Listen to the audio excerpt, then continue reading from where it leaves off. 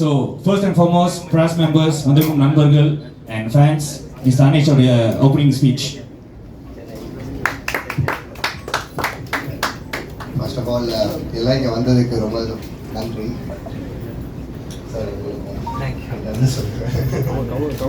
So SARS family வந்து grand ஃபாதருக்கு வந்து like around 90s பழக்கம். சாரோட ஃபாதர் எல்லாருமே been close. லைக் எங்கள் வீட்டில் பெருநாளும் நாங்கள் பிரியாணி அனுப்புவோம். சார் பர்த்டேக்கு வந்து வீட்டுக்கு பிரியாணி வரும். அந்த அளவுக்கு லைக் வெரி க்ளோஸ். அவங்க உரிமையோட ஃபோன் அடித்து சொல்லுவாங்க எங்களுக்கு காமிச்சிருக்கு இத்தனை பேர் இருக்குன்னு.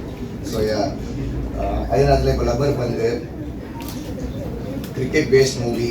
இப்போ எல்லார் வீட்லேயுமே வந்துட்டு விளையாட போனோன்னா வந்து பிரச்சனை வரும். கல்யாணம் வீட்லேயும் சரி, கல்யாணம் ஆகாத வீட்லேயும் சரி, காலேஜ் படிக்கிறவங்களும் சரி. So it's like a comedical drama, family sentiment, everything is involved in it. So let's go and watch it tomorrow. That's all. Thank you so much. So அடுத்தது of course நம்ம வந்து நேரத்தை தவிர்த்தாம வந்து நம்மளுடைய படத்துடைய நாயகன் mister Harish Kalyan Malaysia style ஒரு வார்த்தை கைந்து கொடுத்துருவோம். ஸோ ஹரிஷ் கல்யாண் கிளாஸ் இருக்காங்க, ஒரு 2 வார்த்தைகள். இங்கே வந்து எல்லாருக்கும் ரொம்ப ரொம்ப நன்றி. கொஞ்சம் லேட் ஆயிடுச்சு, தப்பாக எடுத்துக்காது. ஏன்னா காலையிலேருந்து மேக்ஸிமம் பிரதர் வந்து புஷ் பண்ணிட்டு இருக்காரு எங்கே ப்ரொமோட் பண்ண முடியுமோ. ஸோ அதனால கொஞ்சம் லேட் ஆயிடுச்சு. வெயிட் பண்ணதுக்கு ரொம்ப நன்றி. வந்தவங்க எல்லாருக்கும் வணக்கம். ஃபர்ஸ்ட் ஆஃப் ஆல் மலேசியா வந்ததில் ரொம்ப ரொம்ப சந்தோஷம். ஏன்னா நான் இங்கே காலையில் கூட ஒரு இன்டர்வியூவில் சொல்லிட்டு இருந்தேன், ஹோம் அவே ஃப்ரம் ஹோம் சொல்லுவாங்க. ஸோ இங்கே வந்துருக்கிறதும் எனக்கு அங்கே இருக்கிற மாதிரி தான் இருக்குது. அவ்வளோ அன்பு, அவ்வளோ வரவணைப்பு, அவ்வளோ சப்போர்ட், லவ் எல்லோரும் கொடுத்துட்ருக்கீங்க. என்னுடைய ஆரம்ப கட்டத்துலேருந்து அப்புறம் பிக் பாஸாக இருக்கட்டும், அடுத்து வந்த படங்களாக இருக்கட்டும், பாடல்களாக இருக்கட்டும், எல்லாமே ஃபஸ்ட்டு டைம் ஒரு என்னுடைய படம் ப்ரொமோஷனுக்காக மலேசியா வந்ததில் ரொம்ப ரொம்ப சந்தோஷம். இந்த வாட்டி கண்டிப்பாக மலேசியா வந்தே ஆகணும்.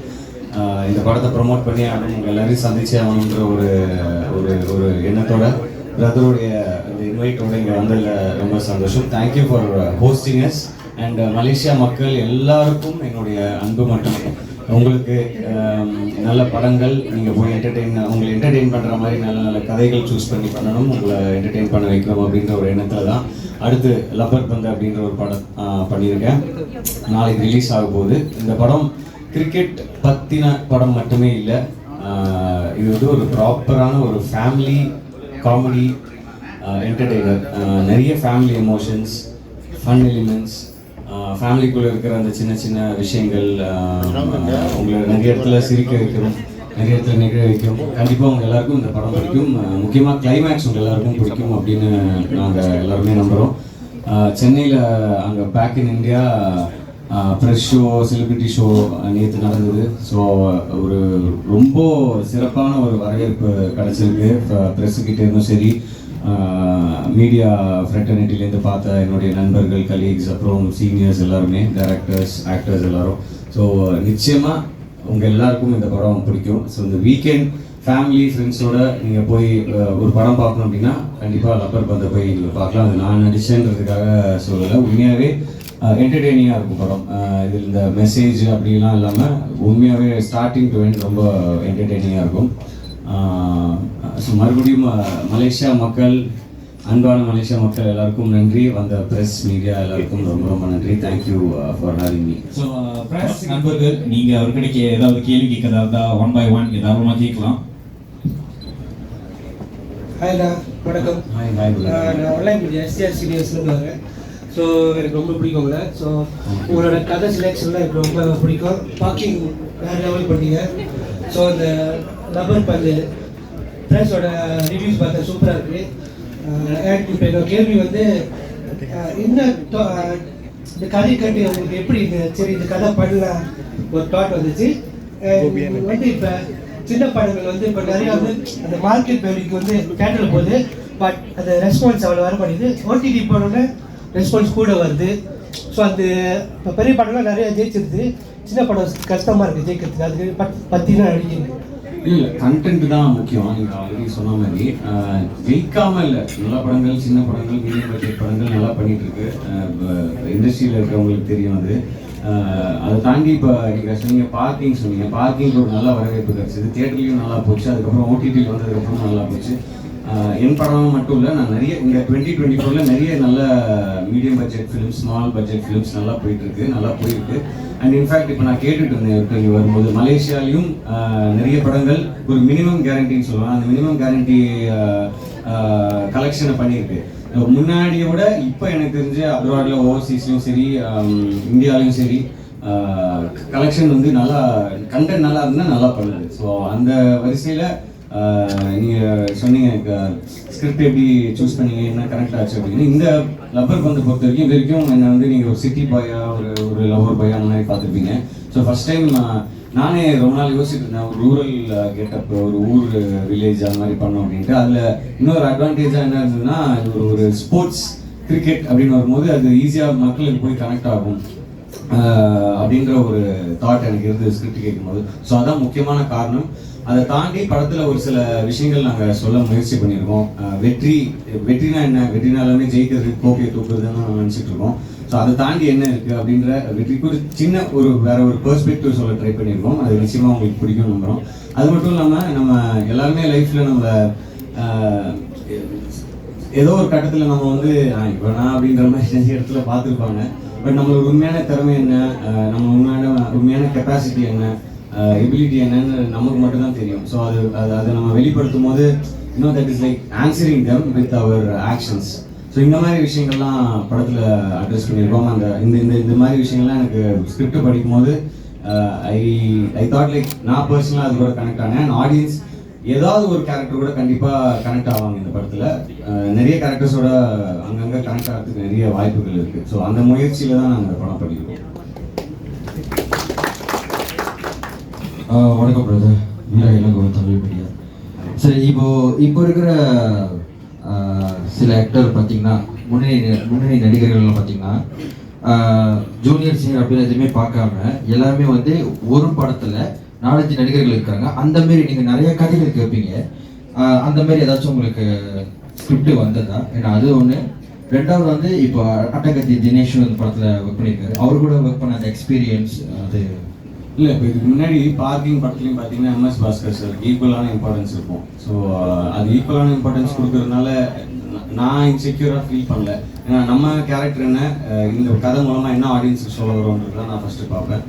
இந்த படத்துலையும் நீங்கள் சொன்ன மாதிரி அட்டகத்தி தினேஷ் எனக்கும் ஈக்குவலான இம்பார்ட்டன்ஸ் இருக்குது. அவரும் இன்னொரு ஹீரோ மாதிரி தான் இந்த படத்தில், ஹீரோ மாதிரி இல்லை, ஹீரோ தான் இந்த படத்தில்.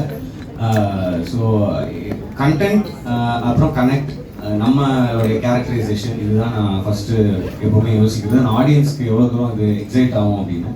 அட்டகத்தி தினேஷனோட ஒர்க் பண்ணது வந்து ஒரு வண்டர்ஃபுல்லான எக்ஸ்பீரியன்ஸாக இருந்தது. ஏன்னா அவருடைய படங்கள் விசாரணையாகட்டும், உப்பு, அப்புறம் அட்டகத்தி முதல் படம், அதுலேருந்து அவருடைய ஒர்க்கை நான் ரொம்ப க்ளோஸாக ஃபாலோ பண்ணிட்டு வரேன்.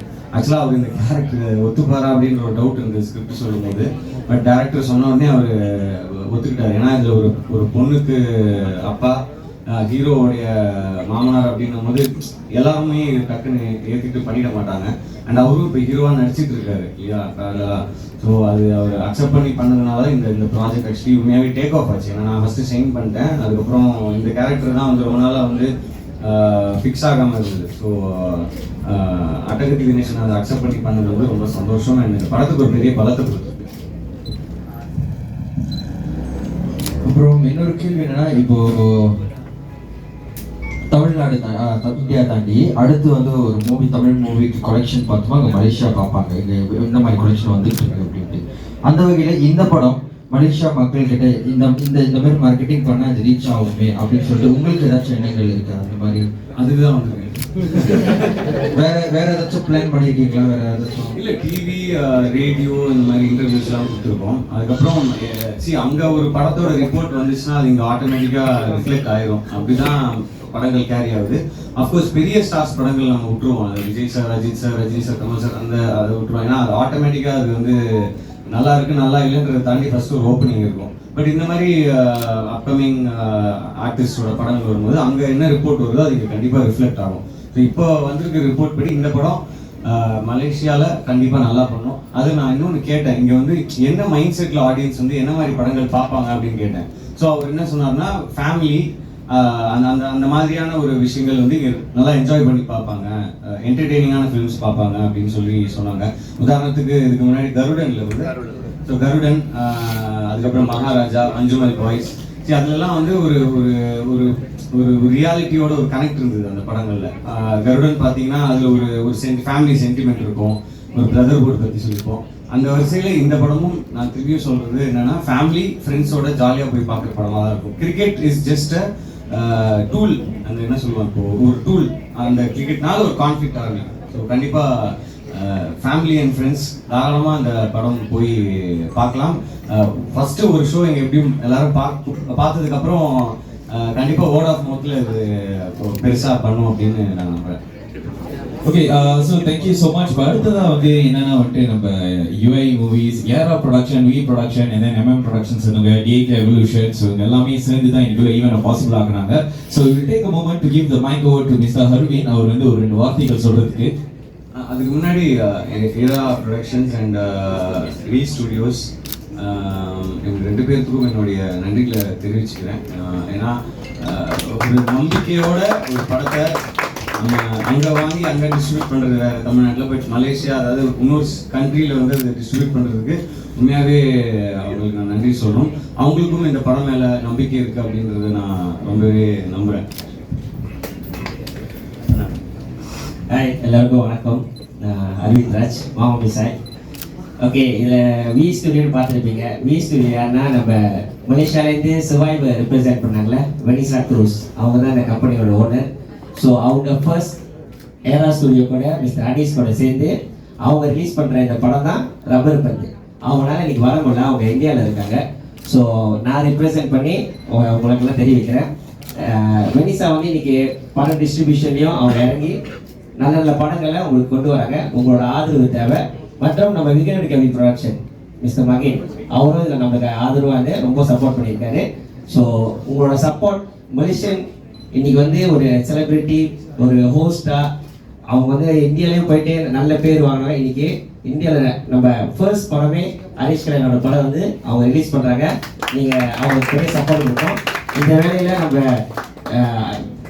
Ajith fan club, Vijay fan club, Sivakarthikeyan fan club, இவங்க எல்லாமே ரொம்ப இந்த ப்ரோக்ராமை சக்ஸஸ் ஆகிறதுக்கு ரொம்ப சப்போர்ட் பண்ணாங்க.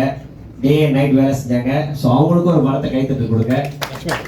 மற்றும் மீடியா, நீங்கள் வந்திருக்க மீடியா, நம்ம ஃபேமிலி ஃப்ரெண்ட்ஸ் எங்களோட அழைப்பை எடுத்து இன்னைக்கு வேலை நாளே இந்த லஞ்ச் டைம்லேயும் இவ்வளோ பேர் கெதர் பண்ணல, எனக்கு ரொம்ப சந்தோஷம். எங்கள் டீம் சார்பாக நாங்கள் உங்களுக்கு ஒரு பலத்தை கைத்தட்டு கொடுக்குறோம். ப்ளஸ் உங்களுக்கு நீங்களும் ஒரு பலத்தை கைத்தட்டு கொடுங்க. இந்த மாதிரி ஆதரவு எல்லாத்துக்கும் நீங்கள் சப்போர்ட் பண்ணுங்கள். லோக்கல் ப்ரொடக்ஷனும் சரி, ஓவர்சீஸ் ப்ரொடக்ஷனும் சரி, நம்ம இங்கே மலேசியன்ஸ் நம்ம எல்லாருக்கும் சப்போர்ட் பண்ணுறோம். அவங்களும் டைம் எடுத்து இன்னைக்கு 1 டே இதுக்காக அவர் வந்து இங்கே டைம் ஸ்பெண்ட் பண்ணிட்டு இன்றைக்கே அவர் ரிட்டர்ன் போகிறாரு. அவர் அந்த மூவியில் வந்து அவர் எவ்வளோ எஃபர்ட் போட்டிருப்பாரு, ப்ளஸ் அந்த ப்ரொமோஷனுக்கு ஓவர்சீக்கும் வந்து எஃபர்ட் போடுறோன்னா நம்ம இங்கே படத்தை டிஸ்ட்ரிபியூட் பண்ணுறோம், நம்மளும் சக்ஸஸ் ஆகணும்னு. ஸோ அந்த ஆதரவு நம்ம எல்லாருக்கும் கொடுக்கணும். அவருக்கு பெரிய பலத்தை கண்டிப்பாக நீங்கள் கையில் கொடுக்கணும்.